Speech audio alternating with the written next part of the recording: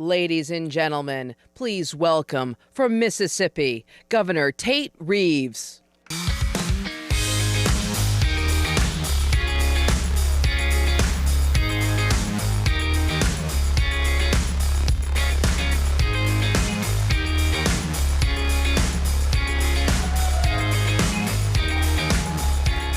Good morning.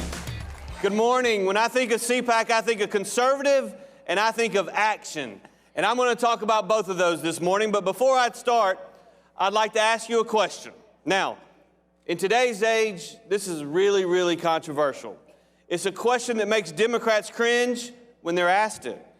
It's so controversial that I wouldn't be surprised if they start invoking the privilege and label me anything but a Christian for even asking it. Now, I'm also going to ask you, please don't put this on social media because I don't want the left's keyboard warriors to come out of their parents' basements and attack y'all, okay? Y'all ready for the question? Yes. Are you proud to be an American? Yes. Now, did y'all hear that? Did y'all hear that? Yes. Well, I know it was difficult to hear over the applause of our fellow patriots, but I think I just heard the sound of liberal heads exploding all across our nation. And if you think that's bad, just wait and see what happens to them when they see your American First bumper sticker. Now, I believe that the Democrat Party nationally has gone so far to the left that I heard a rumor that they were looking to move the DNC headquarters to somewhere in the middle of the Pacific Ocean. They've abandoned patriotism in favor of pandering, willing to do and say anything to appease their radical base and their woke Twitter followers. Why do they do this? Well, they do it to hold on to power and to curtail your rights. This includes destroying your career by simply expressing an opinion that is different from theirs, by tearing apart your family because you don't subscribe to the liberal groupthink, by intimidating our children into not asking questions in school out of fear of being dragged to the front of the class and made to feel bad about themselves. This is the Democrats' America. You know, they've only had power for 18 months, but it's felt like 18 years.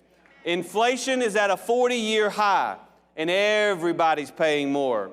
They can call it by whichever pronoun is their flavor of the day, but the fact remains they have driven our economy into a recession. Right. My friends, I don't need to tell you how important these elections are this year. America is at a crossroads, and we're fixing to decide which path we take. Under President Trump's leadership, our nation was a well-oiled machine. Our economy was on fire. We were respected on the world stage. We were energy independent, and our border was secure.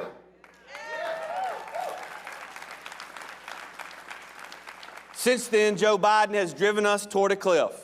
Now, I would say that he's fallen asleep at the wheel, but I'm pretty sure he nodded off long before he ever got in the driver's seat.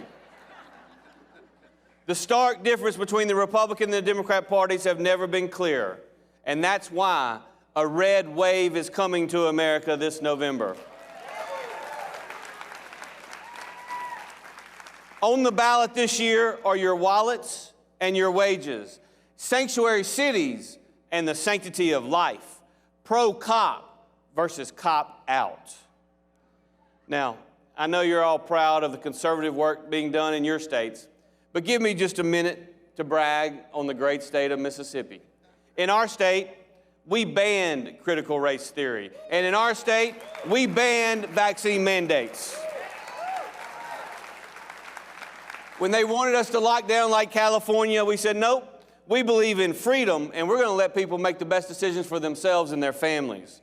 We're working with other red state governors like Texas to help secure our border by sharing tactical information and by coordinating resources through our new border strike force. In our state, we were one of the first states to say, we're going to let boys play boy sports, and we're going to let girls play girl sports. We said no to voter fraud, and we strengthened the integrity of our elections. We supported our police so they can take care of our families. We stand up for the blue in Mississippi. Now, they've said for years that Mississippi is 50th in this and 50th in that. Well, my background is in economics and finance, and I'm kind of a numbers guy. So let me give you a few numbers. Over the last 10 years, in fact, for 3 consecutive years in a row, Mississippi is number 1 in the nation for improvements in 4th grade reading results. For 3 years in a row, Mississippi is number 1 in the nation for improvements in 4th grade math results. In fact, overall in 4th grade math, Mississippi is better than the national average. In high school graduation rates, Mississippi, because of conservative education reforms, now has a high school graduation rate of 88% higher than the national average.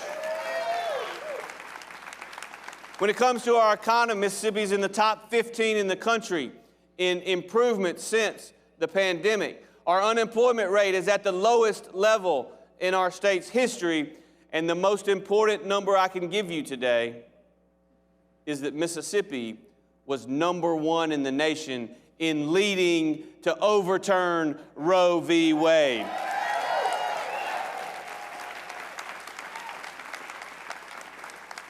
We believe in the sanctity of life in our state, and I don't care what it means for the political consequences of the future. I'm going to stand up for those 62 million babies that were aborted in this country wrongly since that decision was made 50 years ago.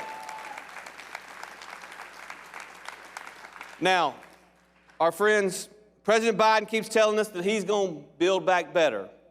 Frankly, I'd prefer he just put it back to the way he found it.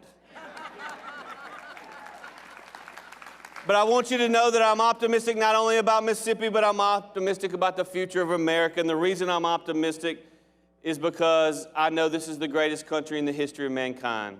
I know also that it took Jimmy Carter to bring us the Reagan Revolution.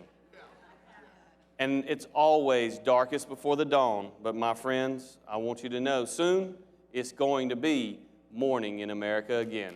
Thank y'all and God bless.